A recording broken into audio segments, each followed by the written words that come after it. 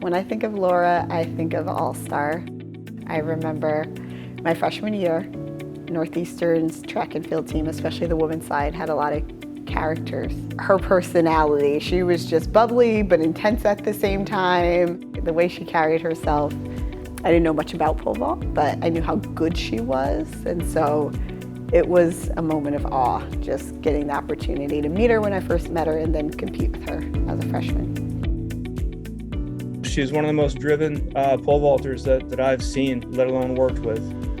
You know, I met her back when she was still in high school, actually, and ended up going to Rutgers. And she came over to Northeastern after a very frustrating season. And trying to get her off of the runway was trying to like getting a cat into a bathtub.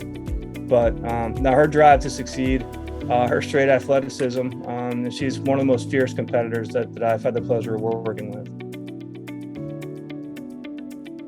We had a lot of athletes, including Laura, who had been competitive on a national scale, and the fact that our conference was equally as important to them, if not more. I saw Laura and the rest of that senior class get more amped and intent about our conference meets, indoor and outdoor, than probably any other competition we would have during the year. She definitely led by example. You know, when people see her out, you know, kicking butt on the runway, I think the whole team is kind of like, I want to be more like Laura. And I recall a couple instances, one at the Icon Stadium and another at Princeton at IC4A ECAC championships, where she was talking to herself, kind of pacing around like a madwoman.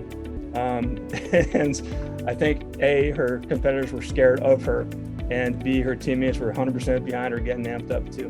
Well, to be a Hall of Famer at Northeastern means that you are someone whose impact on the university, on the program, spanned well beyond the years that you spent competing. And so it's an honor, it's a privilege, and I think all of those things, all those character traits, all those words fit right with who Laura is.